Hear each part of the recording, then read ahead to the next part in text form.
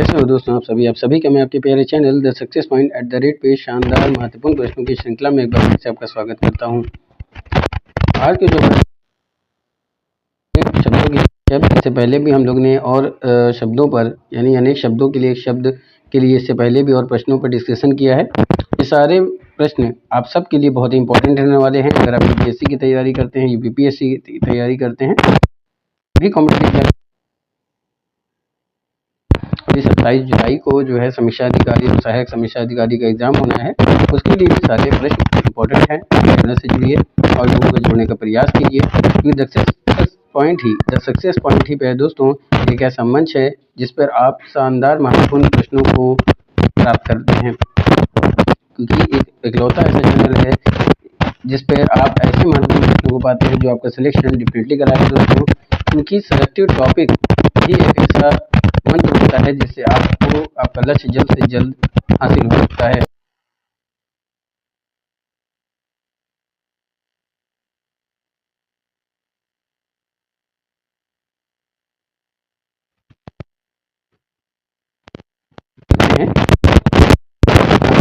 सफलता आपको दिलाना है।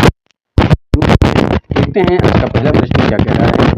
तो आज का पहला प्रश्न क्या है दोस्तों, जो बहुत भाषाएं जानता हो पहले शब्द क्या होगा? बहुभाषाविद।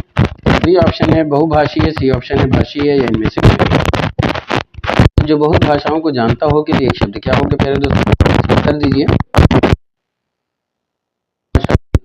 बी ऑप्शन है बहुभाषीय, सी ऑप्शन है भाषीय, या इनमें से कोई। जो बहुत भाषाओं को जानता हो उसके लिए शब्द क्या होगा दोस्तों? तो ये प्रश्न इम्पोर्टेंट है। जो बहुत भाषाएं जानता हो, बहुभाषीयविद, बहुभाषीय, भाषीय, भाषाओं को जानता हो उसके लिए कहते हैं बहुभाषा है। अगले प्रश्न की तरफ बढ़ते हैं। अगला प्रश्न है कि विष्णु के उपासक के लिए एक शब्द होता है, वो कौन सा शब्द है जो इस्तेमाल किया जाता है? विष्णु के उपासक के लिए शब्द क्या होगा? वैष्णव, दत्तक, शताब्दी, या इनमें से कोई नहीं। ये शब्द क्या होगा? आपके ऑप्शन है वैष्णव, दत्तक, शताब्दी, या इनमें से कोई नहीं।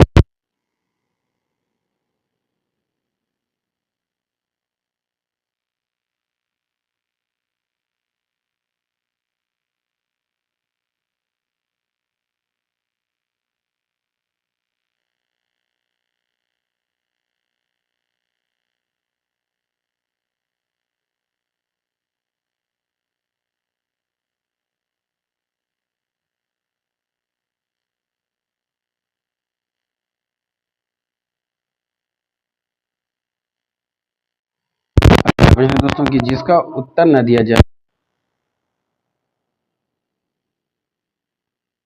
तो डी ऑप्शन है इनमें से कोई नहीं। तो जिसका उत्तर न दिया जा सके के लिए शब्द क्या होगा? तो ए ऑप्शन है अनुत्तरित, बी ऑप्शन है उर्वरक, सी ऑप्शन है वैज्ञानिक, कोई नहीं। या दोस्तों ये भी इंपॉर्टेंट प्रश्न हो सकता है आपके लिए। तो जिसका उत्तर न दिया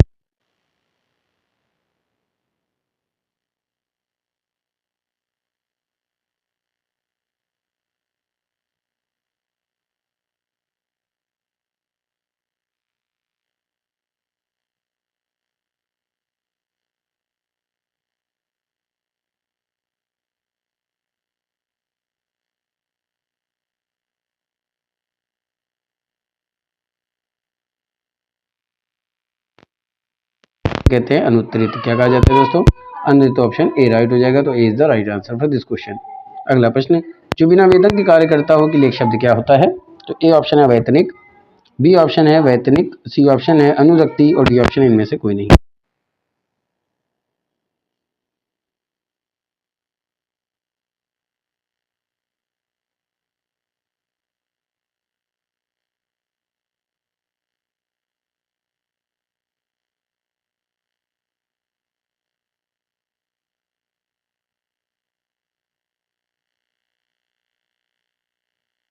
तो A is the right option.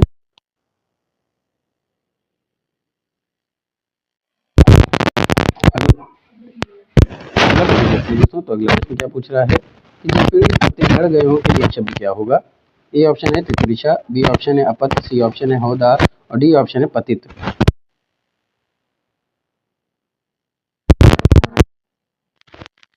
पथ हमेशा पतित।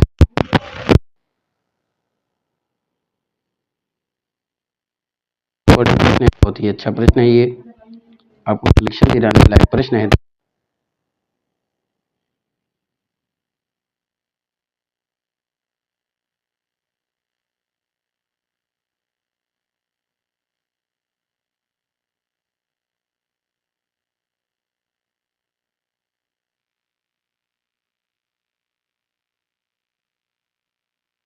क्या होता है दोस्तों?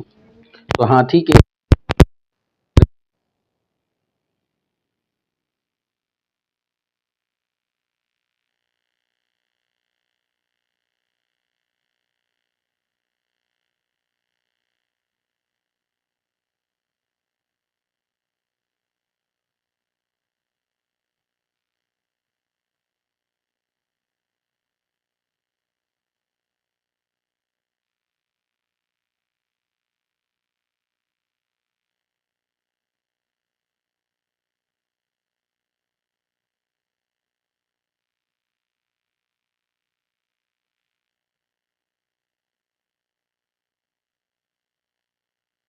करते हैं, आप अपने लक्ष्य के बहुत करीब पहुंच जाते हैं, क्योंकि वहां पे एग्जाम हॉल में आपके लिए समय कम होगा, प्रश्न ज़्यादा होंगे।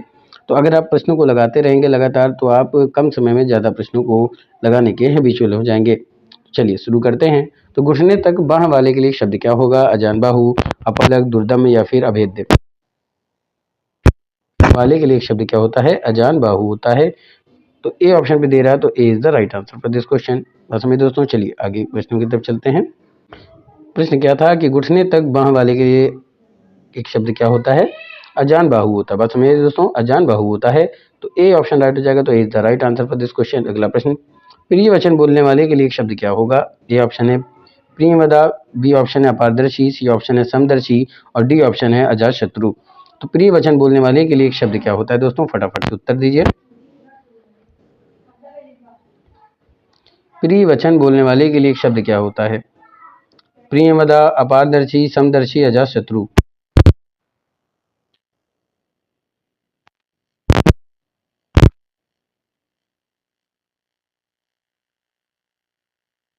तो वो होता है प्रियवदा। तो ए ऑप्शन राइट हो जाएगा, A is the right answer for this question. अपारदर्शी का मतलब होता है जिसके पार न देखा जा सके। समदर्शी जो समान भाव से जो दूसरे को देखता हो। अजात शत्रु जिसका कोई शत्रु ना हो। आगे चलते हैं। बस मेरे दोस्तों, बहुत ही महत्वपूर्ण प्रश्न। अगर अभी तक आपने चैनल को सब्सक्राइब नहीं किया है, तो चैनल को सब्सक्राइब कर दीजिए, बेल आइकन ऑन कर दीजिए ताकि नोटिफिकेशन मिलती रहे। वीडियो को शेयर कीजिए। अगला प्रश्न दोस्तों, जो शब्द द्वारा व्यक्त न किया जा सके कि एक लिए शब्द क्या होता है? तो ये इंपॉर्टेंट होगा। जो शब्द द्वारा व्यक्त न किया जा सके कि लिए एक शब्द क्या होगा? ए ऑप्शन है गोधरी, बी ऑप्शन है समदर्शी, सी ऑप्शन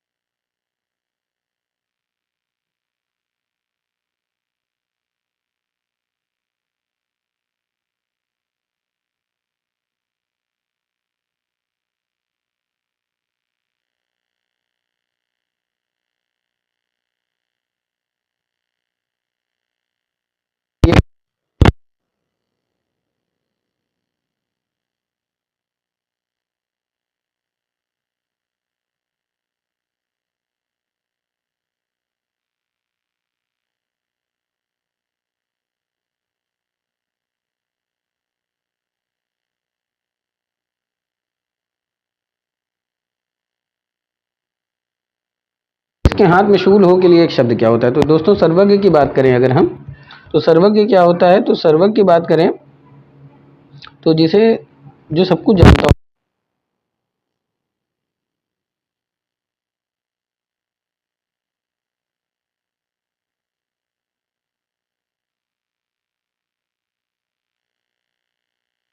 देखा है, तो A is the right answer for this question. अगले प्रश्न की तरफ बढ़ते हैं।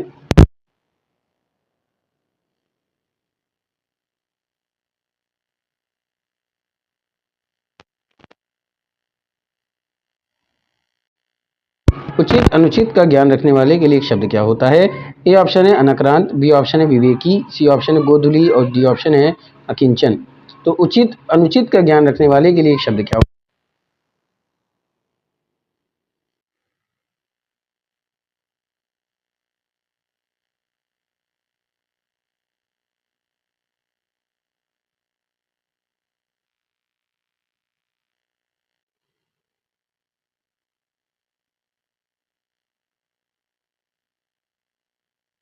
कि अकिंचन जिसके पास कुछ ना हो उसको अकिंचन कहते हैं। और यहाँ पूछ रहा है उचित अनुचित का ज्ञान रखने वाले के लिए एक शब्द क्या होता है? तो वो होता है विवेकी। क्या है दोस्तों? विवेकी है ऑप्शन। यानी जो सोच समझ के कार्य करता हो या उचित अनुचित का ज्ञान रखता हो उसको क्या कहते हैं? विवेक। ऐसा कवि जो तत्काल रचना के लिए एक शब्द क्या होगा? तो ये प्रश्न भी आपसे पूछा जा सकता है एग्जाम में, जो भी समीक्षा अधिकारी एग्जाम है उसमें प्रश्न पूछा जा सकता है। तो ऐसे कवि जो तत्काल रचना करता हो के लिए एक शब्द क्या होगा?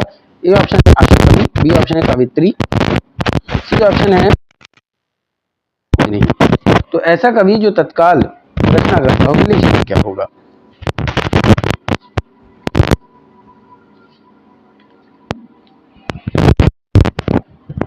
प्रश्न आपके सामने है दोस्तों। ऐसा कवि जो तत्काल रचना करता हो के लिए एक शब्द क्या होता है? तो ऐसा कवि जो तत्काल रचना करता हो के लिए एक शब्द होता है आशु कवि। क्या होता है दोस्तों? आशु कवि is the right answer for this question. कावित्री जो महिला रचना करती है उसे क्या कहते हैं? कवित्री कहा जाता है। अनाक्रांत जिस पर हमला ना किया गया हो। बस समझिए दोस्तों। और डी इनमें से कोई नहीं, तो ये कोई ऑप्शन ही नहीं है। चलिए आगे चलते हैं। ऐसा कवि जो तत्काल रचना करता हो के लिए एक शब्द क्या होता है? ये होता है आशु कवि। ए ऑप्शन राइट हो जाएगा, तो A is the right answer for this question. अगला प्रश्न, हाथी हाँकने का छोटा भाला क्या होता है? ए ऑप्शन है अंकुश, बी ऑप्शन है अकथनीय और सी ऑप्शन है अजय और डी इनमें से कोई नहीं। हाथी हाँकने का छोटा भाला क्या होता है? बताइए दोस्तों, हाथी हाँकने का छोटा भाला कौन सा होता है? अंकुश, अकथनीय, अजय में से कोई नहीं। इंपॉर्टेंट प्रश्न पे है दोस्तों, ये बहुत ही अच्छा, बहुत ही शानदार प्रश्न है। हाथी हाँकने का छोटे भाले जो होता है उसके लिए एक शब्द क्या होता है? अंकुश, अकथनीय, अजय या फिर इनमें से कोई नहीं।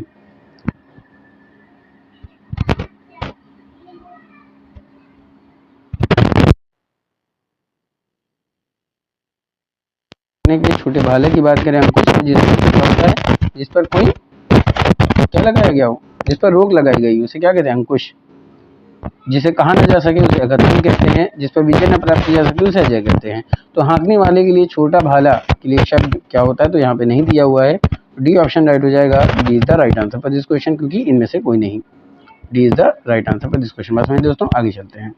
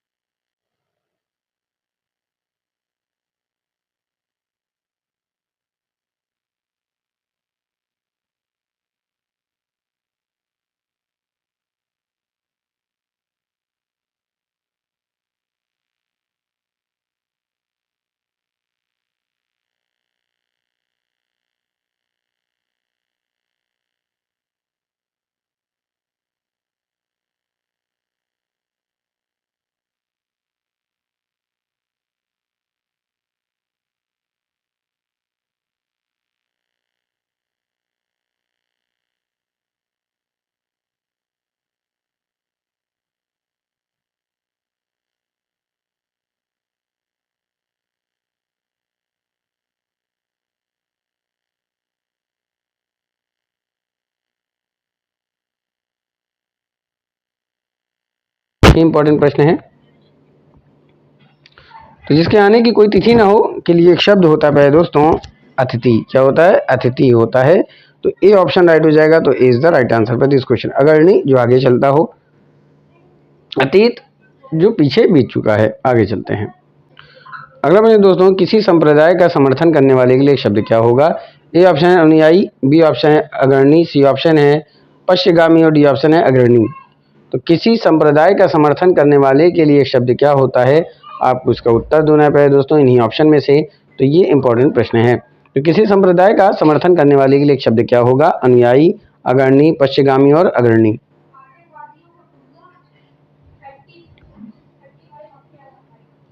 तो दोस्तों किसी संप्रदाय का समर्थन करने वाले के लिए एक शब्द होता है अनुयायी। क्या होता है? अनुयायी। तो ए ऑप्शन राइट हो जाएगा। तो A is the right answer for this question. अग्रणी क्या होता है? आगे चलने वाला। पश्चिगामी क्या होता है? पीछे चलने वाला। अगला प्रश्न है, किसी प्रस्ताव का समर्थन करने की क्रिया के लिए एक शब्द क्या होता है?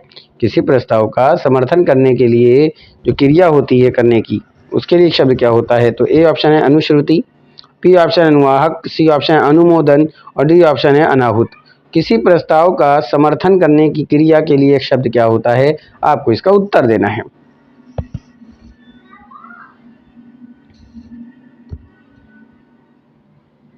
तो फटाफट से उत्तर दीजिए।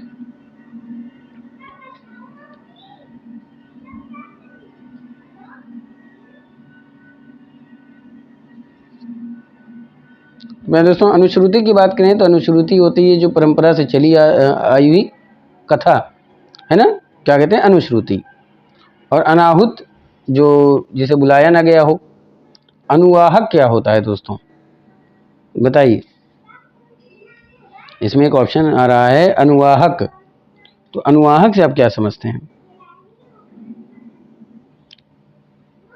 तो उत्तर में जरूर बताइएगा दोस्तों, कमेंट में करके बताइएगा कि अनुवाहक किसके लिए एक शब्द होता है। तो यहाँ पे पूछा किसी प्रस्ताव का समर्थन करने की क्रिया के लिए एक शब्द क्या होगा? तो होगा अनुमोदन। क्या होता है दोस्तों? अनुमोदन। तो C is the right answer for this question. बस में दोस्तों क्या होता है? अनुमोदन होता है।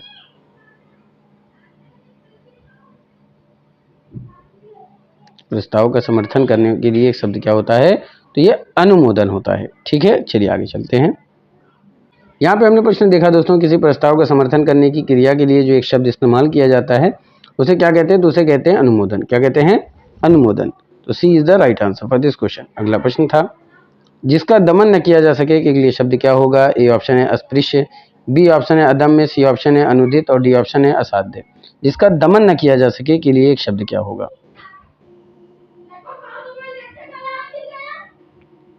जिसका दमन न किया जा सके के लिए एक शब्द क्या होगा? अस्पृश्य, अदम्य, अनुदित और असाध्य। तो दोस्तों अगर हम अस्पृश्य की बात करें, अस्पृश्य क्या होता है? जिसका स्पर्श करना वर्जित हो उसे क्या कहते हैं? अस्पृश्य कहते हैं। अनुदित क्या होता है दोस्तों? जो रचना अन्य भाषा की अनुवाद हो, यानी किसी एक भाषा में उसे दूसरी भाषा में अनुवाद किया गया है, उसे क्या है? अनुदित। ठीक है। जिसे साधा न जा सके उसे असाध्य कहा जाता है। पर यहाँ पे पूछा है दोस्तों, जिसका दमन न किया जा सके के लिए एक शब्द क्या होता है? तो वो होता है अदम्य। क्या होता है? अदम्य होता है। तो बी ऑप्शन पे दे रहा है। तो B is the right answer for this question. पे दोस्तों वीडियो को स्किप किए हुए शुरुआत से अंत तक जरूर देखें, पढ़ने का प्रयास करें, साथ में याद करते हुए चलें, समझते हुए चलें। अगला प्रश्न है दोस्तों कि जिसकी तुलना न किया जा सके के लिए शब्द क्या होता है? ए ऑप्शन है अग्रहण, बी ऑप्शन है लौकिक, सी ऑप्शन है अतुलनीय और डी ऑप्शन है इनमें से कोई नहीं। फटाफट से उत्तर देने का प्रयास कीजिए।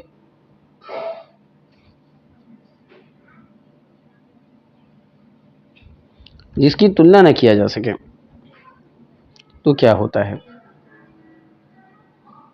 तो दोस्तों जिसकी तुलना होता है अतुलनीय। क्या होता है? अतुलनीय।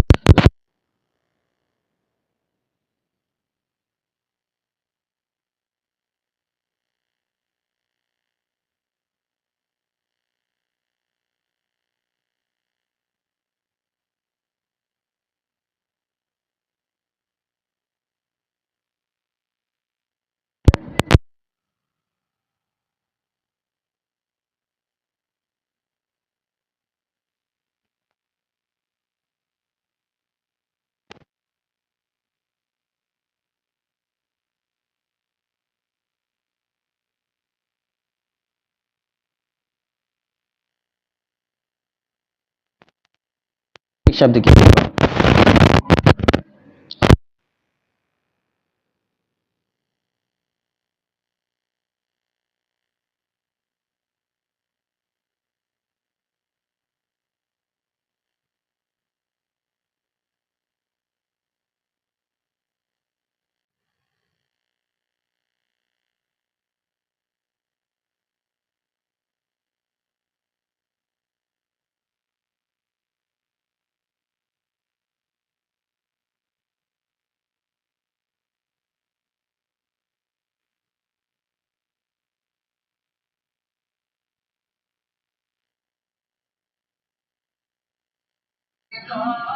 जिसने हमला किया हो के लिए शब्द क्या होगा? आक्रांता, आक्रांत, आमरण और मेजबान।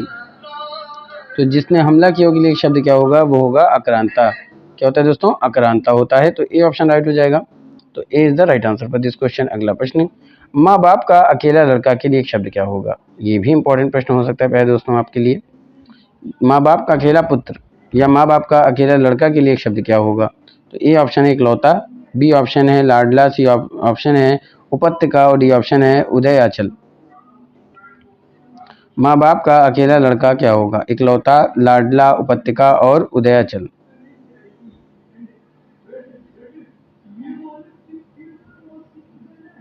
उदयाचल की बात करें दोस्तों तो उदयाचल जो वह पर्वत जहाँ से सूर्य और चंद्रमा उदित होते हुए माने जाते हैं वो क्या होता है? उदयाचल होता है। ठीक है। उपत्यका की बात करें तो पर्वत की निचली समतल भूमि को उपत्यका कहा जाता है। लाडला जो बहुत प्यारा होता है। तो माँ बाप का अकेला लड़का क्या होता है? इकलौता होता है। तो ए ऑप्शन राइट हो जाएगा। तो A is the right answer for this question. अगला प्रश्न, तो हमने इस प्रश्न का उत्तर क्या देखा कि माँ बाप का अकेला लड़के के लिए क्या होता है? एक शब्द इकलौता होता है। तो A is the right answer for this question. अगला प्रश्न, जिसके ऊपर किसी का उपकार हो के लिए शब्द क्या होगा? उपकृत, परोपकारी, सी ऑप्शन है कृत धन और इनमें से कोई नहीं। तो जिसके ऊपर किसी का उपकार हो के लिए शब्द क्या होगा? उपकृत, परोपकारी, कृत धन और इनमें से कोई नहीं। जिसके ऊपर किसी का उपकार हो, तो जिसके ऊपर किसी का उपकार हो के लिए एक शब्द क्या होता है? उपकृत होता है। तो ए ऑप्शन राइट हो जाएगा। तो A is the right answer for this question. अगला प्रश्न, ए ऑप्शन राइट, माफ कीजिएगा। अगला प्रश्न क्या है कि नदी के निकलने का स्थान क्या होता है? उभयनिष्ठ, उद्गम, ऊषा और उपास्य। नदी के निकलने का स्थान क्या कहलाता है? उसके लिए एक शब्द क्या होगा पहले दोस्तों? ये भी इंपॉर्टेंट प्रश्न है। उपास्य की बात करें दोस्तों तो जो उपासना के योग्य होता है उसे उपास्य कहा जाता है। ठीक है। उभयनिष्ठ की बात करें तो जो दोनों में निष्ठा हो, ये दोनों में निष्ठा हो यानी दोनों में कॉमन हो उसे उभयनिष्ठ कहा जाता है। यहाँ पूछ रहा है कि नदी के निकलने का स्थान क्या कहलाता है? तो ये उद्गम कहलाता है। तो B is the right answer for this question. इसमें ऊषा भी आया तो सूर्यास्त के समय दिखने वाली लालिमा क्या कहते हैं? ऊषा कहा जाता है। अगला प्रश्न है, जो उपासना के योग्य हो के लिए एक शब्द क्या होता है प्यारे दोस्तों? उपास्य, ऊषा, उपमेय, इनमें से कोई नहीं। तो इनमें से कोई नहीं, कोई सवाल ही नहीं उठता है दोस्तों कि उपासना के लिए जो एक शब्द होता है वो होता है उपास्य। क्या होता है? उपास्य होता है। तो A is the right answer for this question. ऊषा लालिमा दिखाई वाला एक हिस्सा होता है। उपमेय जिसकी है ना, उपमेय क्या होता है प्यारे दोस्तों? किसके लिए इस्तेमाल किया जाता है? प्रश्न में कमेंट में उत्तर दीजिएगा। ये प्रश्न काफी इंपॉर्टेंट है इसलिए कमेंट में उत्तर दीजिएगा कि उपमेय किसके लिए एक शब्द होता है। अगला जो प्रश्न है वो है जो उपासना के योग्य हो के लिए एक शब्द क्या होता है? ए ऑप्शन है उपास्य, बी ऑप्शन है ऊषा, बी ऑप्शन है उपमेय और डी ऑप्शन इनमें से कोई नहीं।